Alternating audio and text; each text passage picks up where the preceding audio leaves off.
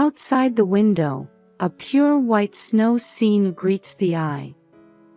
The winter mornings in Alaska always begin with silence. I'm Jessica Miller. Even at 62, I haven't changed my habit of waking up at 5 a.m. every day. Standing in the kitchen, brewing a warm cup of coffee, I gaze out the window at the view of Miller's orchard spread before me. I'm reminded of over 40 years ago when my husband Robert and I started this orchard. In this small town near Fairbanks, everyone said, "It's too cold for anything to grow." But we didn't give up. After much trial and error, we found apple varieties that could withstand the cold and even succeeded in growing berries. Now, our orchard has become a fixture at the local farmers market, and in summer, it's bustling with tourists. It makes me so happy when everyone tells me how exceptionally sweet our fruit is after surviving the harsh winter. As I'm preparing breakfast, I hear footsteps coming down the stairs. "Good morning, Grandma," comes a cheerful voice. It's my granddaughter Emily. "Good morning, Emily. Did you sleep well?" "Yes. I have something exciting at school today." Emily, 8 years old, is the only daughter of my son Michael and his wife Sarah. They all live together with us in the big house on the orchard. A little while later, my husband Robert comes down. "Good morning, Jess," he smiles at me gently. Even at 65, his smile hasn't changed from 40 years ago. "It's delivery day today, isn't it?" I say. "Yes, I'm heading to Fairbanks Co-op." "I should be back by evening," Robert replies. After breakfast, once Emily has left for school, I put on my rubber boots and head out to the orchard. It's my daily routine to check on the apple trees in the snow. During winter, the trees are dormant, but we can't neglect preparations for spring. Around noon, my son Michael comes to the office. "Mom, I've finished this year's financial report," he says, looking a bit tired. "Thank you, Michael. You're always working so hard." "Yes," he answers vaguely. I've been worried about Michael lately. His relationship with his wife Sarah doesn't seem as good as it used to be. In the afternoon, I attend a gathering of the gardening club at the local community center. "Jessica, you'll teach us how to make apple jam again this year, won't you?" my longtime friend Mary asks me. "Of course. Let's all have fun making it together," I reply, feeling the importance of our community connections. In the evening, we all go to Emily's school event, a winter music concert. Seeing my 8-year-old granddaughter on stage warms my heart. However, I sense a subtle tension between Michael and Sarah sitting next to me, which worries me a little. On the way home, Robert praises Emily. "That was a wonderful performance." We all laugh together, enjoying this simple moment of happiness. But somehow, a small worry lingers in the back of my mind. Will these peaceful days continue? Several weeks have passed since that music concert, and the Alaskan winter has grown even harsher. As I drink my morning coffee and look outside, I see the snow falling heavily. The thermometer reads 10 degrees Fahrenheit. "It's particularly cold today," I mutter to myself while gazing at the orchard through the kitchen window. The snow-covered trees stand silently, as if wrapped in a white blanket. Despite the severe cold, today is my day to pick up Emily from after-school care. I had promised to pick her up at 4 p.m. from the YMCA winter break program. "Robert, I'll be picking up Emily today," I call out to my husband. "Oh, that's right. Be careful out there," Robert answers. He seems to be organizing some documents in his study. Looking at the clock, I see it's already past 3 p.m. I should get ready, I think to myself, putting on my coat and grabbing the car keys. As I step outside, the cold wind stings my cheeks. I quickly get into the car and try to start the engine. However, when I turn the key, nothing happens. That's odd. I think, trying a few more times, but there's no response. Feeling uneasy, I get out of the car and call out to Robert. "Robert, it seems the car battery might be dead." He looks a bit surprised and says, "That happens often on days this cold. It's an old car, after all." "But I need to pick up Emily," I say, feeling anxious. Robert offers, "Should I go instead?" "No, it's all right. Don't you have an appointment to get your watch repaired today?" I remind him. Robert is a collector of old pocket watches and had mentioned going to the town watchmaker today. "Oh, that's right. I completely forgot," Robert says, lightly tapping his forehead. "But if Jess's car isn't working, I'll borrow Michael's car," I suggest. "My son is working from home today." I go back inside and knock on Michael's door upstairs.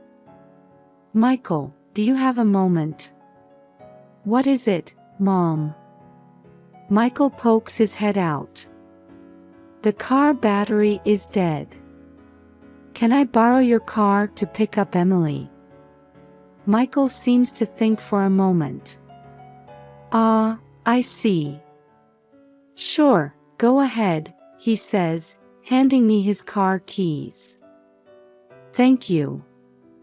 I'll be back soon," I say as I head down the stairs. When I return to the entrance, Robert is still there. "Everything okay?" he asks. "Yes, I'm going to use Michael's car," I answer. For a moment, I thought I saw Robert's expression cloud over. Was it my imagination? "I see. Be careful out there," Robert says. I get into Michael's car and start the engine. It starts up fine, and I feel relieved. I see Robert's figure in the rearview mirror as I drive off. The trip to the YMCA usually takes about 20 minutes. However, with the heavy snow and poor visibility today, I need to drive carefully. On the way, I feel like the car isn't handling as well as usual. Is it just my imagination? I wonder, but an uneasy feeling creeps into my chest. When I arrive at the YMCA, Emily is waving energetically from inside the building. I get her into the car, check her seatbelt, and we set off. "Grandma, guess what? I made a snowman today." Emily starts excitedly. "Oh, did you have fun?" I reply, but in my heart, an indescribable anxiety is growing. Robert's behavior, the condition of Michael's car, and today's unusually cold weather. I can't shake the feeling that something is off. As we head home, I take a deep breath. I hope this ominous feeling is just me being overly worried. With that wish, I slowly drive on. About 15 minutes after leaving the YMCA, we reach the road along the Yukon River. The snow is still falling heavily, and even with the wipers at full speed, it's hard to see clearly ahead. The white world spreading out on both sides is beautiful, but in our current situation, it feels a bit eerie. "Emily, are you cold?" I call out to my granddaughter in the back seat. "I'm okay, Grandma. But you know." Emily's voice sounds a bit clouded. "What is it?" "Grandma, this car feels strange." Emily's words make my heart skip a beat. The truth is, I've been feeling something off since we left.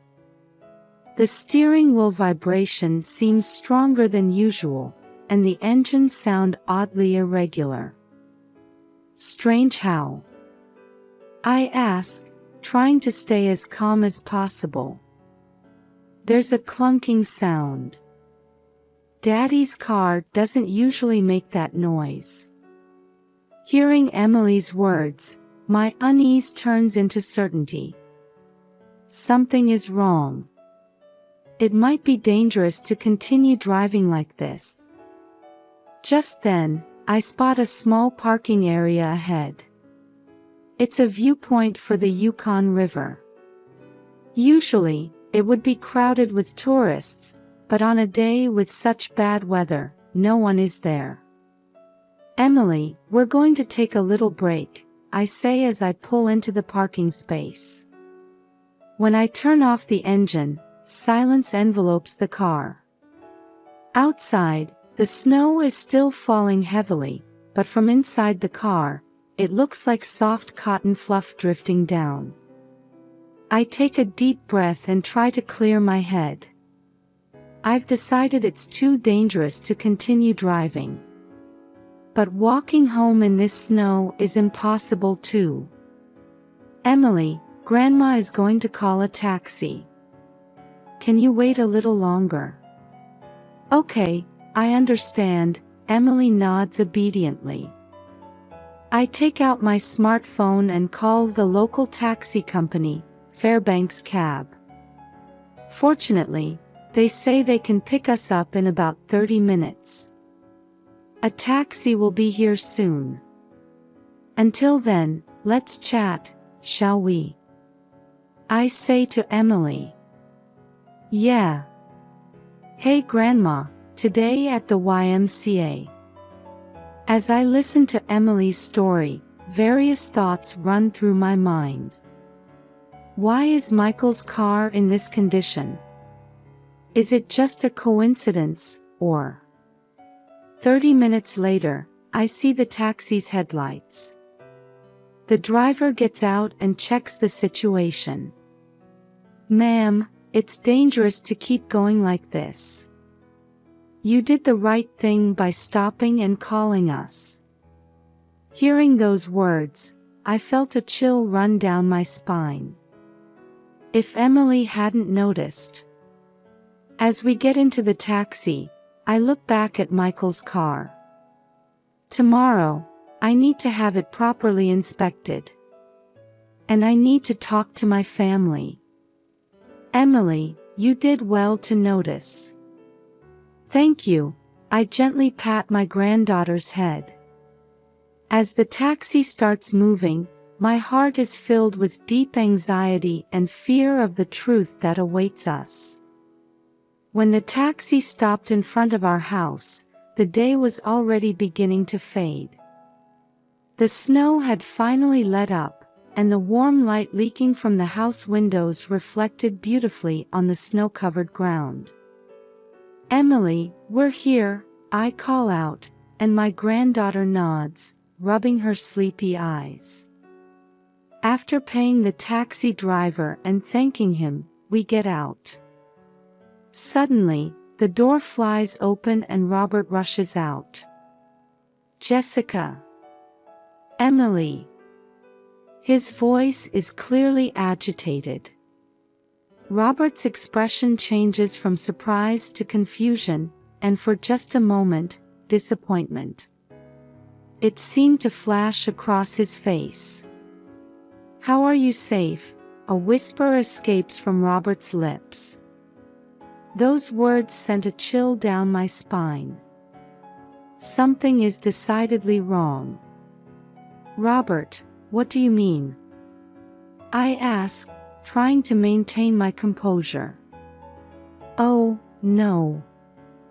I was just worried." With this terrible weather, he hurriedly tries to cover up, but his eyes remain fixed on us. "Emily, go inside. You must be cold," I urge my granddaughter into the house. Once Emily is inside, I turn back to Robert. "About the car, we need to have it checked properly tomorrow. It started acting up on the way." "I see." Robert's reaction feels oddly detached. As we enter the house, Michael comes down the stairs. "Mom, Emily, you made it back safely." His voice seems to mix relief and anxiety. "Yes, but is your car all right? It started acting strange on the way." "Oh, that. I haven't had it checked recently," Michael answers, averting his eyes. "That night, I couldn't sleep." Robert's reaction, Michael's attitude, and the condition of the car. Everything felt unnatural, as if some big secret was being hidden. Past midnight, as I was heading to the kitchen feeling thirsty, I heard small voices leaking from the study. It failed. Why didn't those brakes work? It's Robert's voice. I don't know. I was sure I had disabled them. This time it's Michael's voice. The voice of my son.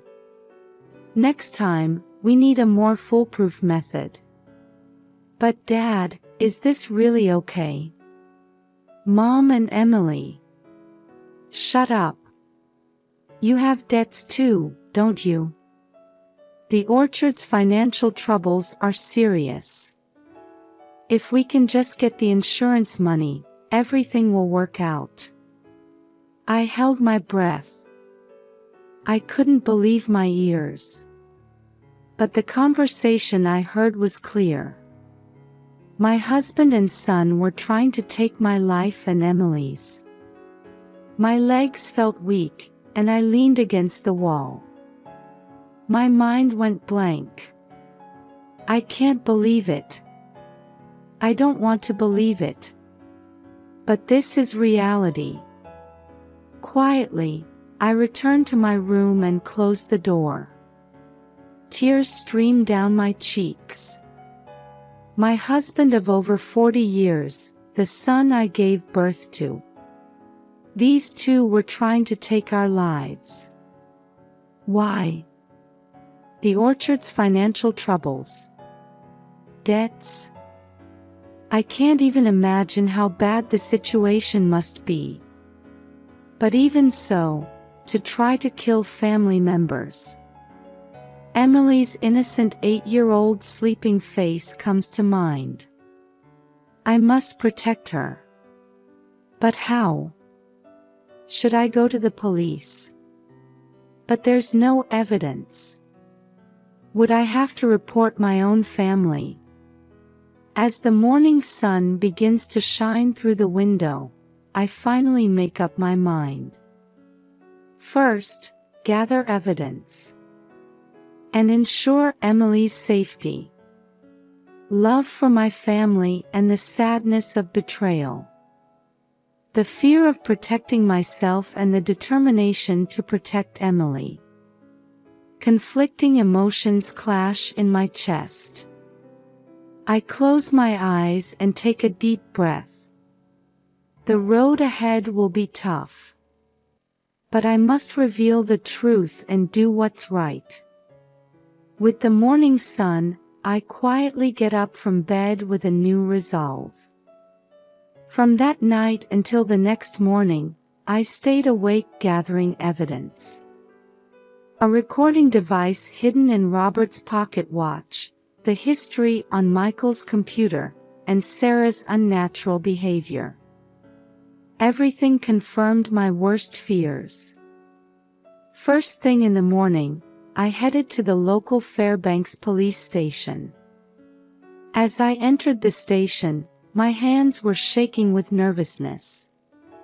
"How can I help you?" the receptionist officer asked. "I think my family is trying to take my life. I have evidence." Hearing these words, the officer showed a surprised expression. Immediately, a detective who seemed to be a veteran was called, and I was guided to a separate room. "Mrs. Miller, please calm down and tell me everything from the beginning, in order." Taking a deep breath, I started to tell everything. The conversation between my husband and son, the unnatural car breakdown, and the evidence I had gathered. "The car I left by the Yukon River is urgent," I emphasized. "The perpetrators might try to destroy the evidence." The detective understood the gravity of my words and immediately gave instructions to his subordinates. "Head to the scene right away and secure the car. Evidence preservation is the top priority." A few hours later, I received a call from the police. "We've successfully secured the car." As expected, the brakes had been deliberately cut. Hearing this report, the last hope in me vanished. I felt like I was being confronted with the reality of the situation once again. After that, the police investigation progressed rapidly. Emily and I took refuge in a safe place and fully cooperated with the investigation. A few days later, the whole picture became clear. At the police station, I received a detailed report from the detective in charge. "Mrs. Miller, I'm going to share the results of our investigation." The detective's expression was stern, but also showed a hint of sympathy. "Yes." My voice was trembling. The brakes of the secured car were indeed deliberately cut. It seems to have been a meticulous plan to stage an accident on the snowy road. I held my breath at those words. Furthermore, we found evidence of conspiracy between your husband, Mr. Robert, and your son, Mr. Michael. There were email exchanges between the two and suspicious movements in their bank accounts. The detective paused for a moment, gauging my reaction. I nodded for him to continue. "Regarding the motive, it seems the orchard's management was in a dire situation. Harvest yields had drastically decreased due to abnormal weather in recent years, leading to substantial debt. Moreover, Mr. Michael had separate debts as well. I had no idea about any of this," I said. "Yes. And it seems they had their eyes on your and your granddaughter's high-value life insurance policies. They probably thought all their problems would be solved if they could get the insurance money." I couldn't hold back my tears. I had worked so hard for my family. Why didn't they come to me for help? And the detective hesitates a bit before continuing. "We've discovered that Mr. Michael's wife, Mrs. Sarah, was also aware of this plan." "Sarah too." My heart was completely shattered. Mrs. Sarah wasn't directly involved, but she knew about the plan and didn't stop it. Rather, it seems she was in agreement with it. After hearing everything, I let out a deep sigh. What happens now? Mr. Robert and Mr. Michael will be arrested for attempted murder and attempted insurance fraud. Mrs. Sarah will likely be questioned on suspicion of conspiracy. Reality weighs heavily on me.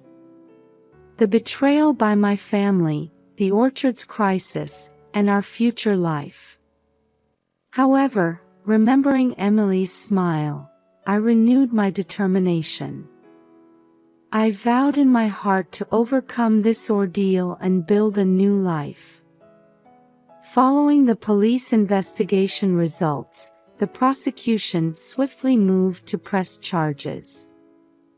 When the trial began, local media reported extensively, throwing our small town into turmoil.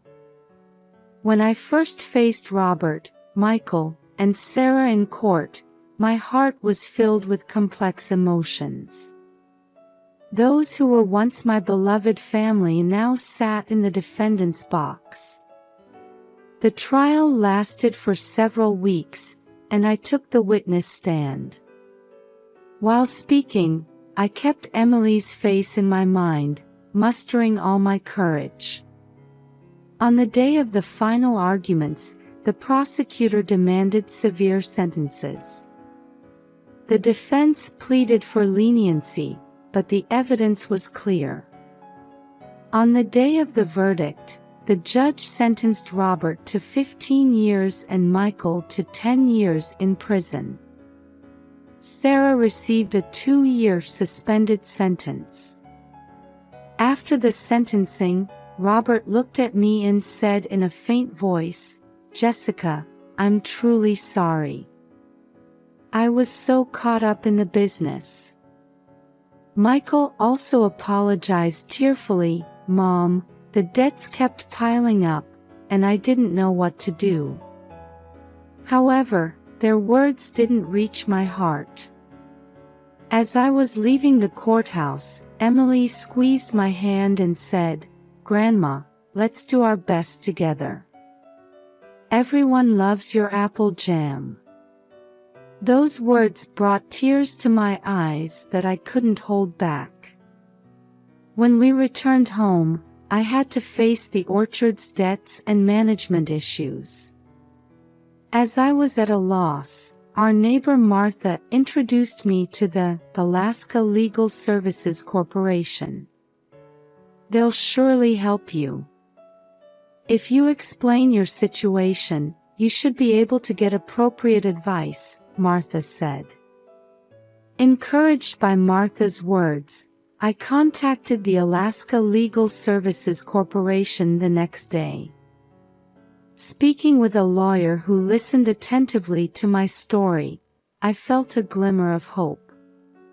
"Mrs. Miller, let's start by proceeding with the divorce and removing Michael from the orchard's management," the lawyer suggested. Hearing those words, I let out a deep breath. Divorcing my husband of over 40 years. Parting ways with my son. While my heart felt constricted, I knew I had to move forward, for Emily's sake and my own. "I understand. Please proceed," I answered. The following months were filled with legal procedures. However, unexpected support also came our way. The local community rallied to help rebuild the orchard. "Jessica, if there's anything we can do, just let us know," my longtime friend Mary said. She was the president of the local gardening club and gathered many volunteers.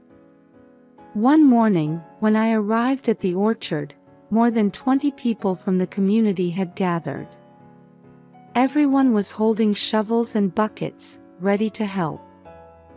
"Everyone, thank you." I choked up with emotion. From that day on, the orchard began to transform little by little. With the help of the community, we pruned old trees and planted new saplings. An organic farming expert gave us advice on soil improvement, and students from the local university's agriculture department came to help as part of their research. Emily also eagerly helped out. "Grandma, this apple tree will surely grow big by the time I'm grown up," she said, looking at a sapling with hope-filled eyes. Legal issues were also gradually resolved.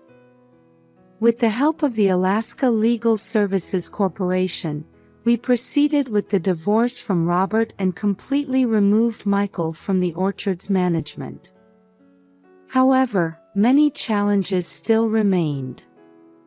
Repaying debts, finding new distribution channels, and above all, securing Emily's future. But there was no turning back now. "Emily, you know what? Grandma has a new idea," I said to my granddaughter one day. "I'm thinking of starting an agritourism business at our orchard. How about apple picking and jam making experiences?" Emily's eyes lit up. "Wow, that's amazing. I want to be in charge of explaining about apples to the customers." Hearing those words, I could smile from the bottom of my heart. For this child, I can overcome any difficulty. I was sure of it. Rebuilding the orchard wasn't an easy journey. There were times when I felt like giving up. But Emily's smile and the support from the community became my emotional pillars. And slowly but surely, Miller's Orchard was reborn into a new form. 5 years have passed since then. Miller's Orchard has changed beyond recognition. Today, the Fairbanks Farmers Market is bustling as usual. "Jessica, the taste of this year's apple pie is exceptional," a regular customer calls out with a smile. Emily, now 13 years old, is enthusiastically explaining apple varieties to tourists. Her bright smile seems to heal the hearts of visitors. The other day, Michael, who was recently released on parole, visited the orchard. At first, I was hesitant, but after hearing his sincere apology and determination to rehabilitate, we've begun to walk the path of reconciliation little by little. I received a letter from Robert saying he's participating in gardening therapy in prison. He wrote that he wants to work in the orchard after his release. That decision is still difficult for me, but I don't intend to completely close the door. Life is full of unexpected turns. But surrounded by the people we love and this beautiful orchard, we are surely grasping happiness.